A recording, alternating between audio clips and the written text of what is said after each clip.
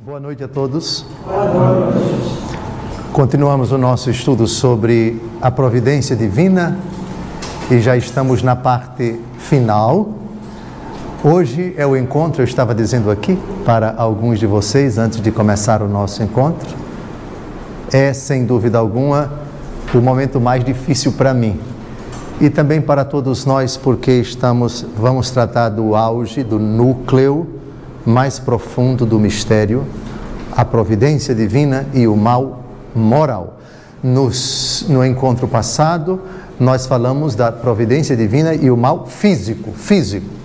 Físico, digo, as imperfeições que existem na criação, porque uma pessoa nasce com um problema genético, porque a pessoa nasce com deficiência física, porque os animais, uns devoram os outros, e isso em si não é propriamente uma imperfeição, porque Deus colocou na natureza de determinados animais alimentar-se de outros, uns se defendem dos outros, os animais que precisam uns dos outros, a polinização é um dos fenômenos mais bonitos da natureza, quando os vegetais precisam dos animais para sobreviver.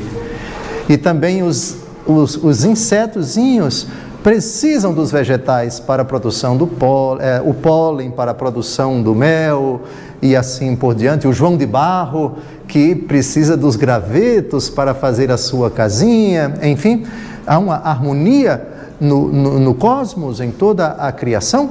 E Deus colocou também, como falamos no encontro passado, a questão, toda a criação está em estado de crescimento, está em estado de caminhada para a sua perfeição, e isso comporta o aparecimento de uns, o desaparecimento de outros, etc. Os ditos animais que estão em vias de extinção ou já desapareceram. Alguns animais estão desaparecendo por causa do mal dos homens, os homens estão matando, e por isso eles precisam ser preservados, etc. Mas isso já entra no assunto de hoje, que é o assunto da providência divina e o mal moral. Ou seja, certos animais desapareceram ou estão desaparecendo por causa da maldade do homem. Mas outros animais desapareceram por causa da evolução natural e da involução natural, por causa também de questões cataclísmicas. É quase certo na ciência que trata dos fósseis, dos animais, da arqueologia, da geologia, que houve um impacto de proporções gigantescas de meteoros, ou algo grandioso, se foi apenas um pedaço, ou foram vários pedaços, uma chuva de meteoros. Essa chuva atingiu o planeta Terra e graças a essa tragédia inimaginável, desapareceram muitos animais, como dinossauros e tantos outros. São teorias, são postulados, etc. Muito bem, foi a questão no encontro passado do mal físico, não é? Agora é o mal moral mesmo. Agora é o assunto, digamos assim, mais delicado, porque vamos entrar em liberdade, vamos entrar em inteligência, vamos entrar em decisões de seres que Deus criou com essas duas capacidades, de entender e de querer. E dentre todas as criaturas, quais as únicas com essas capacidades? Os anjos e os homens. Vamos então ao parágrafo 311 do Catecismo da Igreja Católica.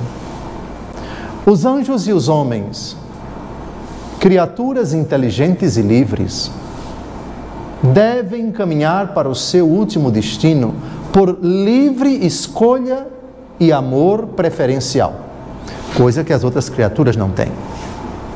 Podem, por conseguinte, desviar-se. E de fato pecaram. Ou seja, anjos e homens. Foi assim que entrou no mundo o mal moral, incomensuravelmente mais grave que o mal físico. Deus não é, de modo algum, nem direta, gravem isso, sublinhem isso, destaquem isso. Deus não é, de modo algum, nem direta, nem indiretamente, causa do mal moral. No entanto, permite-o. Esse verbo eu já tratei tantas vezes aqui, que agora, mais do que nunca, eu peço a vocês que nesse assunto, ele precisa ficar bem claro e bem distinto de outro verbo, querer, ou ter vontade de. Permitir é uma coisa, ter vontade de fazer algo é outra coisa. Permitir é uma coisa, querer é outra. Permite-o por respeito pela liberdade da sua criatura e misteriosamente sabe tirar dele o bem. Essa palavra aqui, como o próprio nome diz, misteriosamente, nós nos jogamos em um mistério. E aqui qualquer pergunta que se faça a esse pobre coitado, porque esse exemplo, esse caso, esse acontecimento, Dom José, por quê? Eu, certamente, por causa desta palavra, misteriosamente, mesmo sabendo que Deus vai tirar um bem daquela tragédia, da qual ele não é responsável, nem direta, nem indiretamente, não poderei falar muita coisa. Vamos então agora ler de novo o parágrafo 311. Atenção, atenção. Foi assim que entrou no mundo o mal moral, incomensuravelmente mais grave que o mal físico. Deus não é, de modo algum, nem direta, nem indiretamente, causa do mal moral. Ele não é. Culpá-lo, numa hora como essa, de um velório, a notícia impactante, que choca todo mundo, que você fica completamente arrasado, você fica morto. Como assim a pessoa que eu amava, em 1 minuto, em 15 segundos, está morta? E por causa de quê? Da maldade de um ser humano, um latrocínio, roubo seguido de morte, a pessoa não reagiu. Tome, por favor, pelo amor de Deus, me deixe vivo, eu vou dar para você. Fique calmo, meu filho, não se desespere, eu vou dar o que você está pedindo. E ele, nervoso, depois que a pessoa recebe, ele ainda executa o ser humano. Bom, se isso é trágico, vocês imaginem o que vamos tratar em forma de película, uma superprodução de Steven Spielberg, que retrata a tragédia das tragédias. Não digo de toda a história da humanidade, mas eu não tenho conhecimento que uma tragédia que durou tão pouco tempo tenha ceifado tantos milhões de vidas como a Segunda Guerra Mundial. Aí é espantoso demais. Aí qualquer pergunta que se dirija ao bispo, o máximo que eu posso dizer, como Jesus e como São João Paulo II, na hora que levou 3 tiros, ele foi só perguntando até chegar no hospital Gemelli, sangrando, quase morrendo. Chegou no limite da possibilidade de perda de sangue, porque o ser humano só pode perder até tantos ml de sangue. Se perder mais, ele não consegue sobreviver e morre. Por que eu? Por que eu? E aqui eu me uno a todos vocês, internautas. Por quê? Por que a maldade? Por que essa negligência? Por que esse mal? Por que essa animosidade? Por que essa perversidade? Por que essa judiação? Judiação na minha terra vem de Judas Iscariotes, né? Porque que traiu nosso Senhor. Judiar de alguém significa, então, no linguajar nordestinês, fazer mal a uma pessoa. Por quê? Maxime quando se trata de seres humanos inocentes. E aqui a gente não pode deixar de citar quantas crianças abortadas, quantos seres humanos usurpados nos seus direitos fundamentais, quantos crimes, às vezes com requintes de crueldade, de perversidade. Eu acredito que todos os militares aqui presentes e todos os internautas, sobretudo os que conhecem, que trabalham de perto com as autoridades encarregadas de investigar, de apurar, de punir os crimes, os ditos crimes qualificados, feitos com uma maldade, com uma engenhosidade, com um sarcasmo que ceifa tantas vidas humanas. Isso por anos e anos. Bom, poderíamos citar N, mas só citando a Segunda Guerra Mundial, que, repito, o número não dá para dizer, mas ninguém ousaria dizer que de 1939 a 1945, menos de 50 milhões de pessoas morreram, tombaram nesse episódio inimaginável que talvez seja uma das maiores provas a nossa fé na divina providência. Pois bem, no entanto, permite-o Deus, por respeito pela liberdade da sua criatura, e misteriosamente sabe tirar dele o bem. Aqui nós estamos diante desse mistério, o respeito pela liberdade. Amanhã não é o momento de comentar, senão perde a graça. Amanhã, um capítulo inteiro do Evangelho segundo Lucas, 3 parábolas. A parábola da ovelha perdida, a parábola da dracma perdida e a parábola do filho pródigo, que é a mais longa. Mas o mistério: dá-me a parte da herança que me cabe. E parte para uma vida de dissolução e de devassidão. Nesse menino estão representados de forma certamente condensada todos os males, as pessoas malvadas, e nós não podemos nos excluir, porque também, mais ou menos, em alguma época da nossa vida, e não estamos imunes disso, também para o futuro, poderemos nos enquadrar, poderemos maquinar o mal moral, seja para nós mesmos, seja para o próximo. Agora, vamos a um texto de Santo Agostinho, que é célebre numa de suas obras, e aqui é citado no Catecismo, no parágrafo 311, a obra chamada Enchiridion. Santo Agostinho é Santo Agostinho, simplesmente. Então, aspas, a obra é Enchiridion, capítulo 11, parágrafo 3º. Pois o Deus Todo-Poderoso, sendo soberanamente bom, nunca permitiria que qualquer mal existisse nas suas obras, se não fosse suficientemente poderoso e bom para do próprio mal fazer surgir o bem. A respeito do mal que Deus permite para tirar dele o bem, todos vocês acredito que já decoraram a frase de alguém que foi vítima cruel, impiedosa dos seus irmãos. A frase, aliás, vai ser citada literalmente no parágrafo seguinte. Por isso eu citei tanto no estudo da providência essas duas afirmações de José com relação aos irmãos.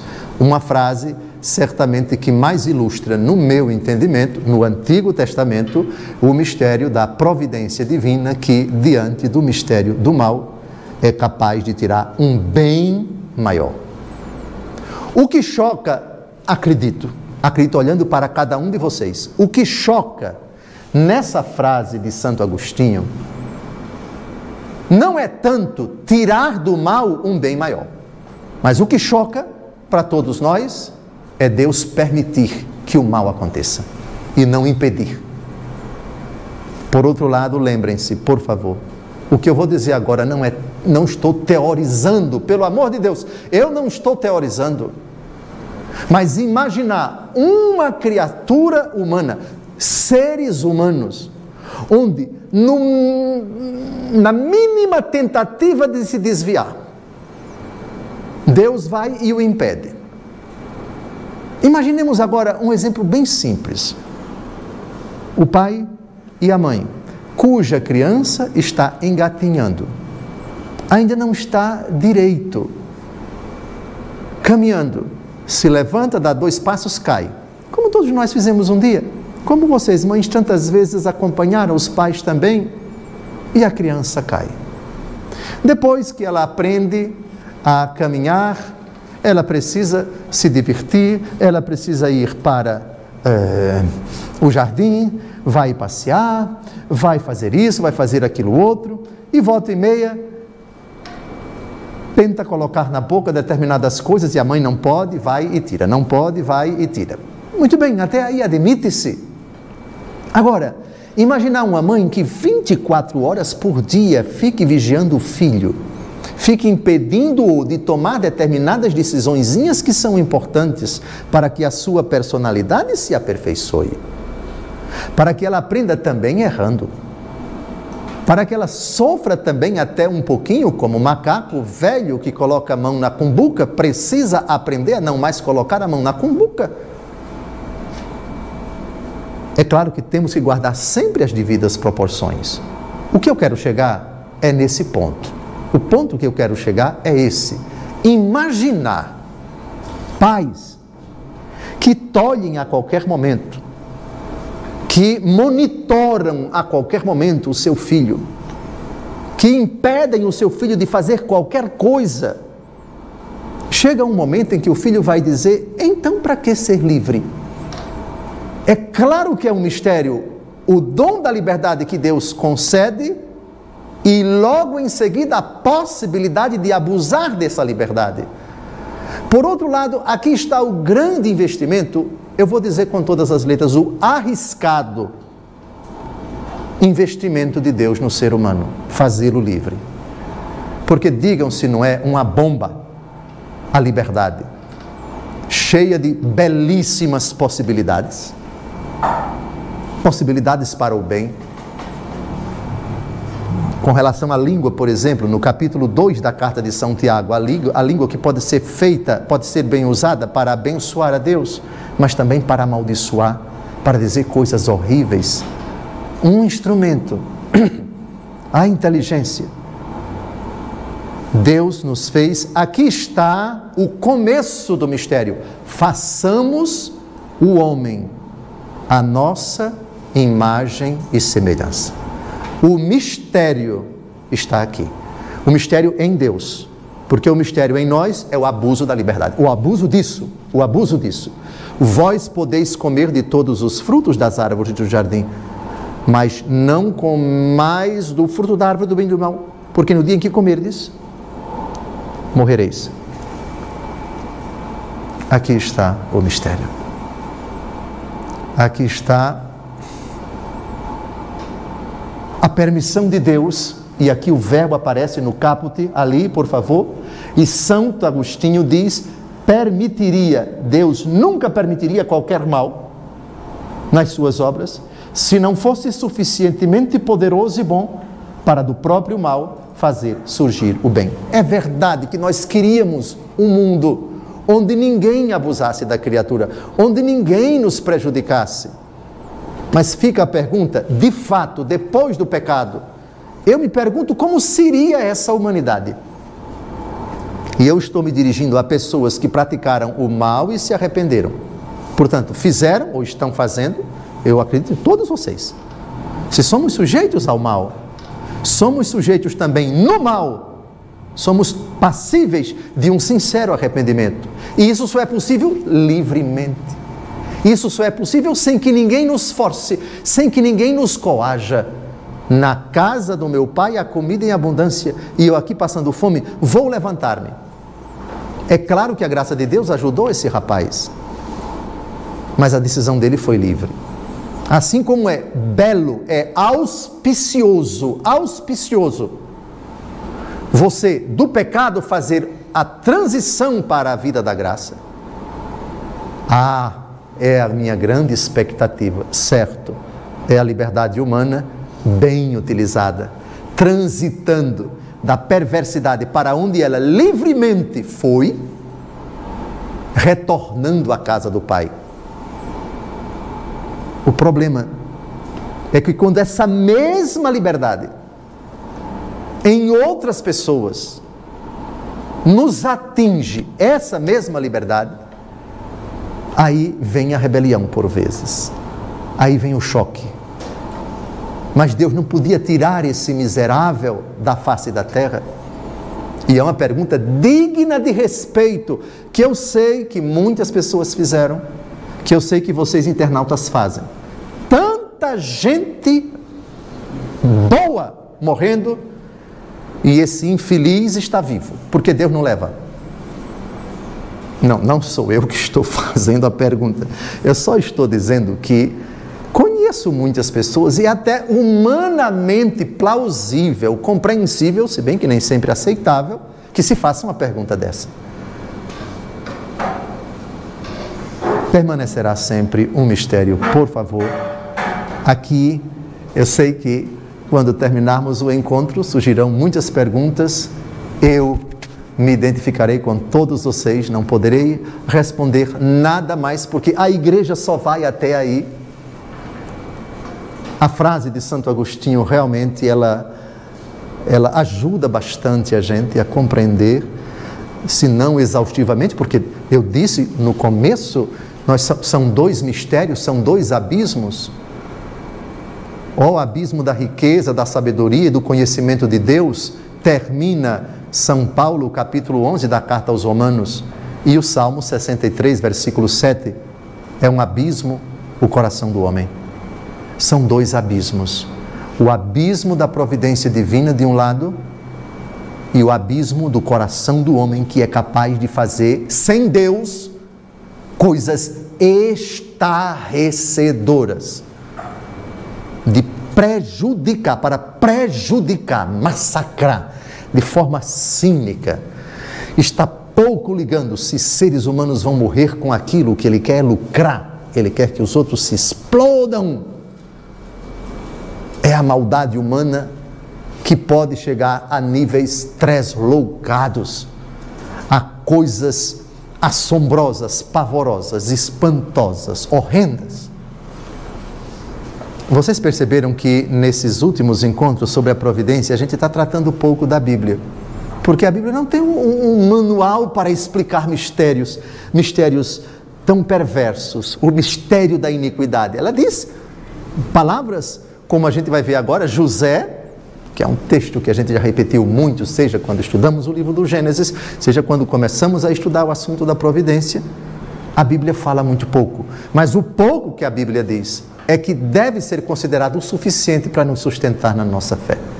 Sobretudo quem está sofrendo agora, quem já sofreu, e para quando acontecer, Deus nos livre, mas eu não posso garantir, nem a Bíblia, nem Deus Todo-Poderoso, que o tempo que ainda nos resta aqui na face da terra vai ser marcado por essas coisas impactantes, por essas coisas revoltantes. E nessa hora, para que ninguém perca a fé, em nome de Cristo eu peço, a importância desse argumento para a nossa vida espiritual. Parágrafo 312. Assim, com o tempo, não é da noite para o dia, o estudo da providência divina e a experiência do mal não traz, o estudo não traz aqui e agora, digamos assim, certezas matemáticas, não traz seguranças filosóficas, não traz, digamos assim, princípios comprovados que se apliquem a todos os casos, porque cada caso que envolve a maldade humana, ele tem um quê de mistério mais abismal ainda. Então, o mistério do mal é sempre criativo, sempre ele traz um elemento que surpreende policiais, surpreende investigadores, surpreende juiz, surpreende advogado, surpreende Ministério Público, surpreende os cidadãos mais comuns, a revolta, a indignação, o clamor. Nós já vimos os 5 pecados que clamam aos céus, e um deles, que é narrado por São Tiago, vocês já sabem, que é não dar o justo salário ao trabalhador. Não é? É um dos 5 pecados que clamam aos céus. Então são coisas clamorosas E sempre elas aparecem, sempre quando a gente pensa que o ser humano cessou a sua capacidade de maquinar o mal, a gente sempre se depara com uma coisa sórdida, com uma coisa nova, com uma coisa grotesca. Parece que o mal tem uma incrível capacidade de se articular, de se modernizar, não sei se o verbo é esse, de se atualizar, de se espalhar, de jogar os seus tentáculos, de se reorganizar. Oh meu Deus, oh meu Deus, meu Deus. Com o tempo, por favor, é possível descobrir que Deus, na sua onipotente providência, pode tirar o bem das consequências de um mal, mesmo moral. Mal moral significa o mal feito pelo homem, maquinado pelo homem. Aquilo que no ato de contrição, que nós aprendemos, pensamentos, palavras, atos e omissões. Pois bem, mesmo moral causado pelas criaturas. E aqui, como está citado literalmente, não precisamos abrir a Bíblia, porque é a famosa frase de José, quando os irmãos, ele se deu a conhecer aos irmãos, e também depois, quando o velho Jacó já tinha morrido, eles ficaram com medo que José ia se vingar deles. Não fostes vós, diz José a seus irmãos, que me fizestes vir para aqui. Foi Deus. Premeditastes contra mim o mal. O desígnio de Deus aproveitou para o bem, e um povo numeroso foi salvo. Do maior mal moral jamais praticado, qual é o mal moral maior jamais praticado? Matamos Jesus. O Filho de Deus morreu. Deus inocente foi crucificado e morreu no madeiro, tombou no madeiro. Mesmo, atenção, do maior mal moral jamais praticado, como foi o repúdio e a morte do Filho de Deus, causado pelos pecados de todos os homens. Deus, pela superabundância de sua graça, tirou o maior dos bens, a glorificação de Cristo e a nossa redenção. Mas, atenção, olha a sabedoria da igreja, para não deixar nenhuma brecha, mas nem por isso o mal se transforma em bem. Uma coisa é dizer que do mal Deus tira o bem. Outra coisa mentirosa, uma ilação indevida, é dizer que porque Deus tira do mal um bem, que o mal vira bem. O mal é mal. O mal é mal e Deus, repito, não tem nada a ver, nem direta, nem indiretamente, com o mal moral. Permite-o, mas no seu mistério, insondável para nós, mas aceitável pela fé, de joelhos diante de Jesus, vítima dos males morais, aceitamos. É preciso fazer uma matização para não deixar brecha, porque é um discurso muito delicado. Mal compreendido esse assunto, as pessoas saem com conclusões horríveis, de um Deus malvado, de um Deus omisso, de um Deus que força as pessoas a praticar o mal para que desse mal saia um bem. A Bíblia nunca disse isso, a igreja nunca disse isso. Vejam o cuidado que a igreja utiliza com as palavras nesses poucos versículos. Tobias capítulo 2, de 12 a 18, de 12 a 18.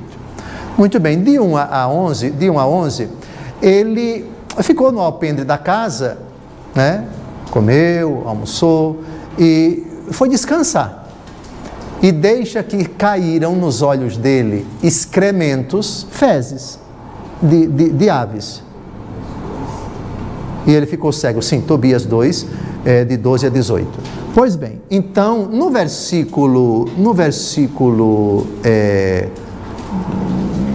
10, aconteceu que um dia, cansado desse trabalho, ele foi para a sua casa e deitou-se junto à parede, onde adormeceu. Veja então o que é que acontece.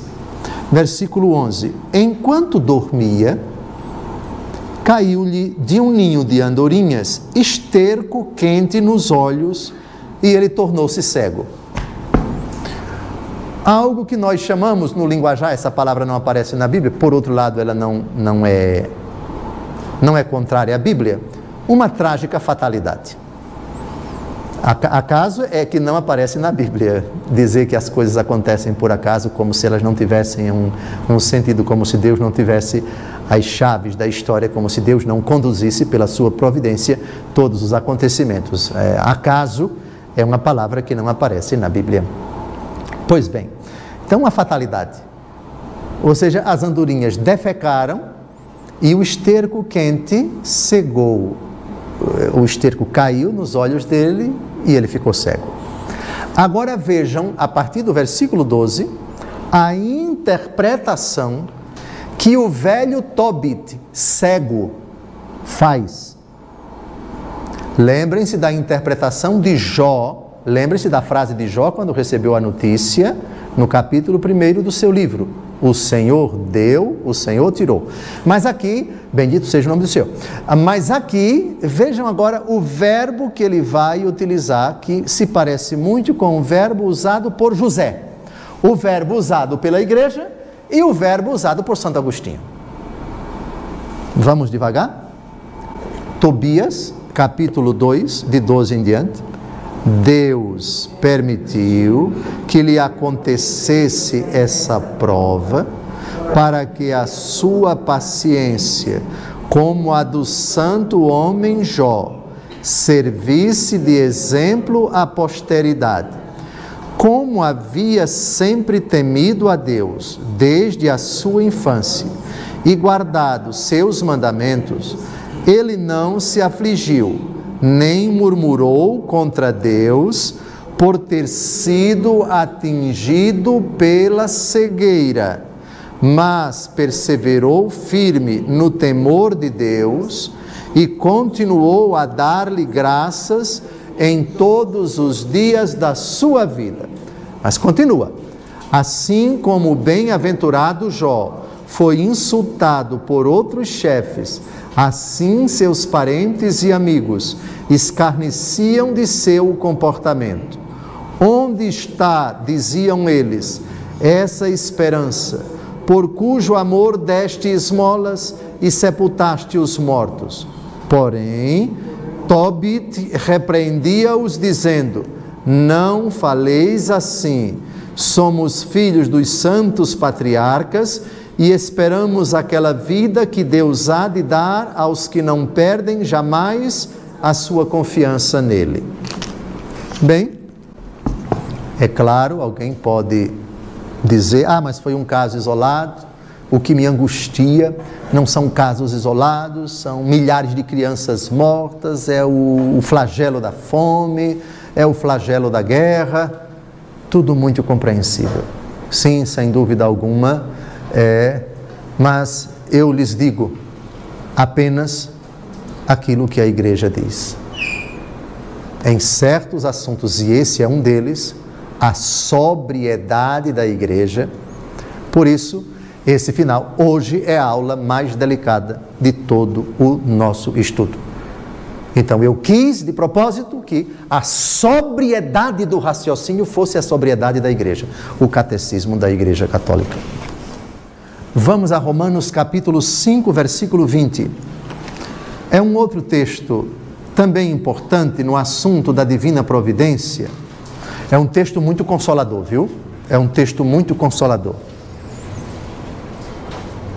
No primeiro momento, temos que respeitar e concordar com as pessoas quando, com dados inquestionáveis, Dados sociais, dados de Secretaria de Estado de Segurança, dados da ONU, se bem que dados são sempre dados e a gente às vezes se questiona qual é a metodologia daquela pesquisa, se ela foi tendenciosa, se ela foi isso, se ela foi aquilo outro, se a amostragem investigada se corresponde ao universo, toda essa discussão, por favor, não é? Mas, de qualquer maneira, é o fenômeno.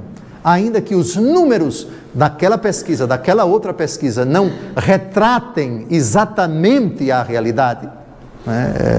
Por exemplo, números a respeito de aborto, números a respeito de assassinatos, de latrocínio, a gente sabe que muitos não são registrados, que não se vai à polícia para se registrar um boletim, desaparecem simplesmente e às vezes jamais se descobre ou vão se descobrir 30, 40, 50 anos depois, enfim. Bom, de qualquer maneira, os números podem levar as pessoas a se assustarem com o crescimento da iniquidade.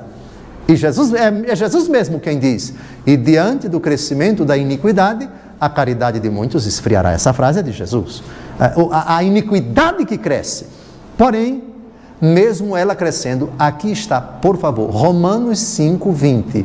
Essa frase, eu peço a vocês, pessoas de fé, memorizem, decorem.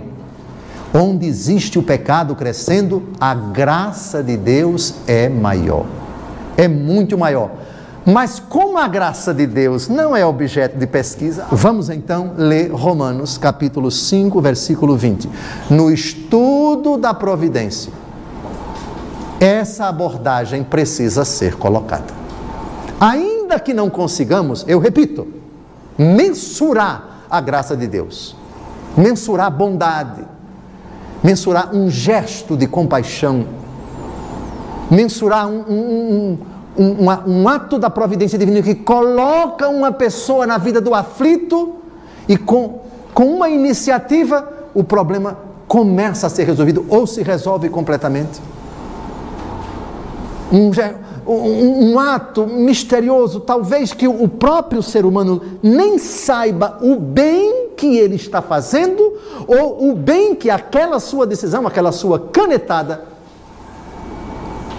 aquela sua iniciativa, talvez até num contexto de briga, de arenga, de disputa, de inveja, mas ele tomou uma decisão que beneficiou ou vai beneficiar dezenas ou centenas de pessoas com aquela iniciativa. Ruim para chuchu, malvado, perverso, etc. Mas com aquela decisão, meu Deus, beneficiou tantas pessoas. Um malvado, um Barrabás da vida, talvez um assassino, uma pessoa sem Deus. Isso é uma breve introdução a Romanos capítulo 5, versículo 20. Todos juntos? Sobreveio a lei para que abundasse o pecado. Mas onde abundou o pecado, superabundou a graça. Aqui é o contraponto. Aqui é o contraponto. O que eu vou dizer é chocante para algumas pessoas, mas não se choque não, viu? Estatisticamente, mesmo que nós não tenhamos dados, nós não temos dados. Não existe dado que mensura a graça. Mas a Escritura não falha. Ela não mente. Ela é verdadeira. A palavra de Deus não erra. É porque não nos é dado compreender, não nos é dado mensurar. Sim, o pecado está crescendo, a graça está superabundando. Como? Se nós não temos sinais visíveis agora. Aí você tocou num ponto, porque eu também, todos nós, não temos acesso a esse mistério. Não temos. Vejam a diferença entre abundar e superabundar. Mas o pragmático, por favor, não sejamos pragmáticos. Não sejamos, eu quero resultados, eu quero aqui e agora. Esse drama, esse sofrimento, isso é um choque para a minha fé. compreendo, não estou debochando, não estou... Isso também me faz sofrer, também nos faz sofrer, isso mexe com todo mundo. Qual é o ser humano que acredita em Deus ou que não acredita em Deus, que pode, em sã consciência, diante do crescimento da maldade, ficar imparcial e responder com chavões filosóficos, com frases simples diante do mistério do mal? Não se consegue, porque o próprio mistério suscita novas interrogações. Mas é verdade, filhos, é verdade, queridos internautas. Não sabemos como isso concretamente, o que São Paulo diz aqui, onde abundou o pecado, superabundou, por favor, superabundou a graça. Agora, o texto também não diz se superabunda na hora, ou se essa superabundância vai evoluindo, vai se, digamos assim, concretizando em coisas simples. E eu me pergunto, voltando aqui agora ao caso de José, entre o dia, ele foi vendido com 17 anos, vocês lembram? Lembram? Muito bem, 17 anos, um garoto, um adolescente, até o dia em que ele vai para o Egito, passa 2 anos na cadeia, depois do episódio de Potifar, a esposa de Potifar que assedia sexualmente o menino, e o menino não cede, e ela arma contra ele, ela diz algo, ela calunia o menino, e ele passa 2 anos na cadeia. Então vejam, não sabemos quanto tempo, até ele passar 2 anos na cadeia. Depois ele interpreta o sonho do faraó, e diz que vai haver 7 anos de abundância e 7 anos de seca, de fome, seca, exatamente, fome. E aí ele se torna o grão-vizir. Vejam, 7 anos de abundância, com mais 7 de fome, 14 anos, 2 anos na cadeia, 16, e o interstício, não sabemos desde quando foi vendido até quantos anos ele passou na casa de Potifar, antes de ser preso, quanto tempo passou, mas vamos colocar aí, por favor, pelo menos 16 ou 17 anos, para que Deus tirasse desse mal que foi cometido 16, 17 anos atrás, um bem maior. Vocês imaginem 16 anos. Se quisermos colocar a vida de Santa Mônica, desde a adolescência do menino até o ano da morte dela, sim, porque ela esperou tanto, Deus não permitiu que Santa Mônica morresse sem ver o filho batizado. No ano da morte do menino, no ano do batizado do menino, ela morre. Morre perto de Roma, na cidade de Ostia, onde foi enterrada. Pois bem, 20 anos. E se quisermos tornar a coisa mais dramática, de 1939 a 1945. Por que tantos anos? Por que esse marasmo? Por que os aliados não se levantaram? Por que ninguém freou? Por quê? Por quê? Nós vamos ler aqui o discurso de Bento XVI no campo de Auschwitz. Vamos ler aqui também o discurso de São João Paulo II no campo de concentração de Auschwitz. Por quê? Porém, onde abundou a graça, onde abundou o pecado, superabundou a graça. Vamos avançar para o parágrafo 313, porque aqui nós temos uma citação da Bíblia, o famoso texto da carta aos Romanos, que já citamos N vezes, Romanos 5 e Romanos 8. Romanos 5, 20, Romanos 8, 28. Esses dois textos, no estudo da providência, são fundamentais. Não são os únicos, é claro. No Antigo Testamento, o mais solene é Gênesis capítulo 50, versículo 20, e Gênesis capítulo 45, as duas frases de José. Parágrafo 313. Deus coopera em tudo para o bem daqueles que o amam.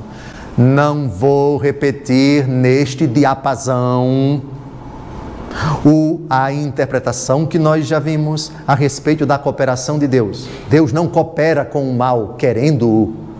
Deus não coopera com o mal forçando, concorrendo com ele, ajudando o malvado a praticar o mal. Isso é blasfêmia. Blasfêmia inominável. Essa cooperação de Deus, quando o malvado está praticando o mal, é de uma permissão, a partir da qual, misteriosamente, ele vai tirar desse mal um bem maior. Como? Não sabemos. Nem na vida de José sabemos do desfecho, sabemos do que veio depois, mas lembre-se, na vida de um ser humano que convive com os demais, são muitas inteligências que estão envolvidas, são muitas vontades, são muitos entraves, são muitas pessoas boas e ruins e indiferentes que entram na trama da história.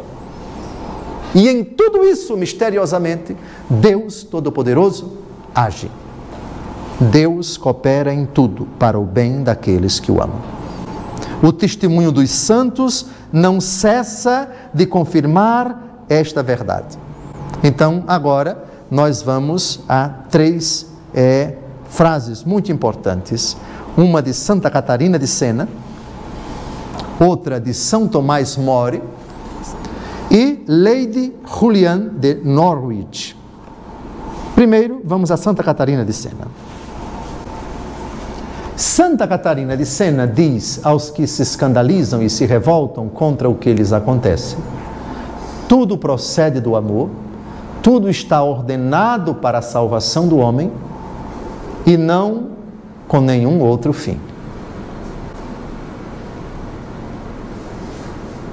Tudo procede do amor, tudo está ordenado para a salvação do homem e não com nenhum outro fim. Essa frase tem um quê de mistério? Claro que tem. Mas quem disse que a Bíblia esgota esse mistério? A Bíblia é sóbria, porque é um assunto misterioso. Os santos não ultrapassam a sobriedade da Bíblia, não ultrapassam. Deus coopera em tudo para o bem daqueles que o amam. São Tomás Moro, pouco antes do seu martírio, consola a filha com estas palavras. Repare o que um homem santo diz antes de morrer: nada pode acontecer-me que Deus não queira, e tudo o que Ele quer, por muito mal que nos pareça, é na verdade muito bom. Olha, só um santo para dizer uma coisa dessa. Juliana de Norwich: compreendei, pois, pela graça de Deus, que era necessário ater-me firmemente à fé e crer com não menos firmeza que todas as coisas serão para o bem. Que todas as coisas serão para o bem. O texto em inglês está ali. Essa frase é de uma carta que ela escreve, outra pessoa de Deus. O último parágrafo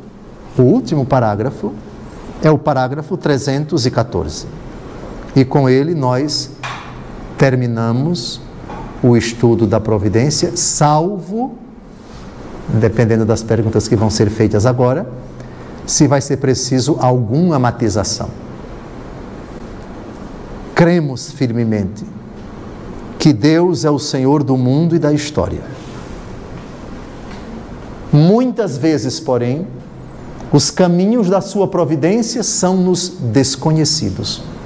Só no fim, quando acabar o nosso conhecimento parcial e virmos Deus face a face, é que nos serão plenamente conhecidos os caminhos pelos quais, mesmo através do mal e do pecado, Deus terá conduzido a criação ao repouso desse sábado definitivo, em vista do qual criou o céu e a terra.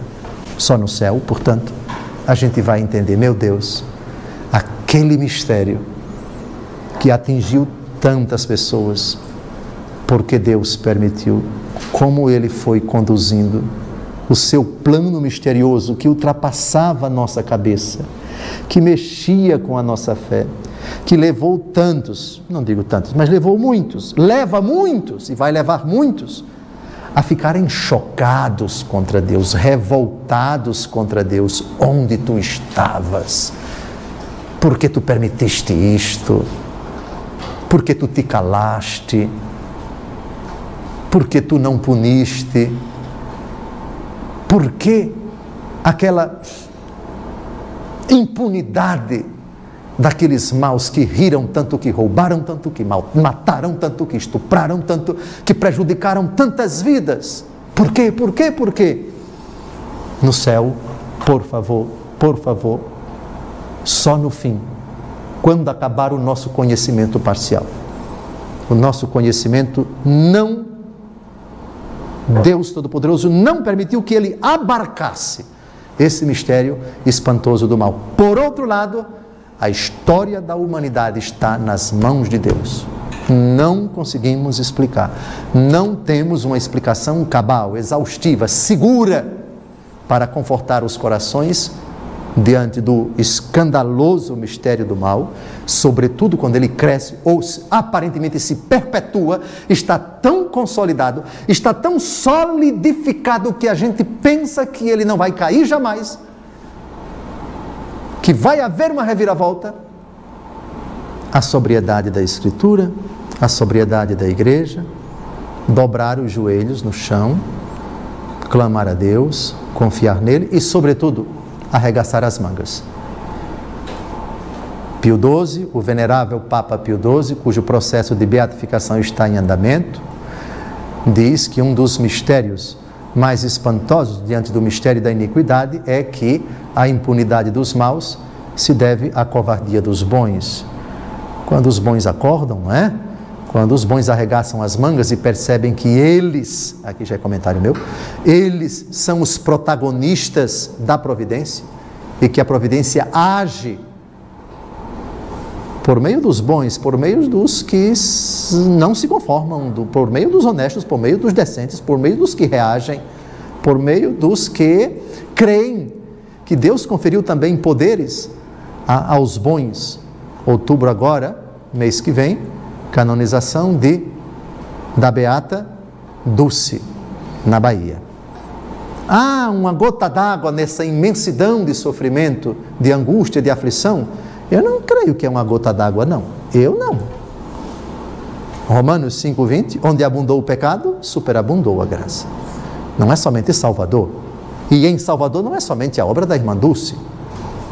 Com o máximo respeito às outras, dignifique-se a dela. E com o máximo respeito a dela, dignifiquem-se também as outras.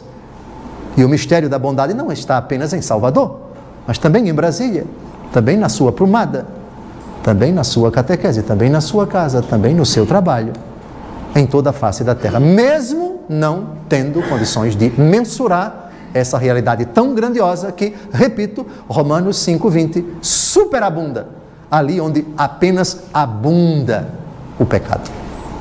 Uma feliz semana. Se, dependendo das perguntas, caros internautas, a gente encerra o assunto da providência hoje. Mas, se a minha adorável turma considerar que precisamos desdobrar, o catecismo acaba aqui. A gente terá ainda uma outra aula no próximo sábado. De qualquer maneira, consideramos encerrado o assunto da providência hoje. Boa noite.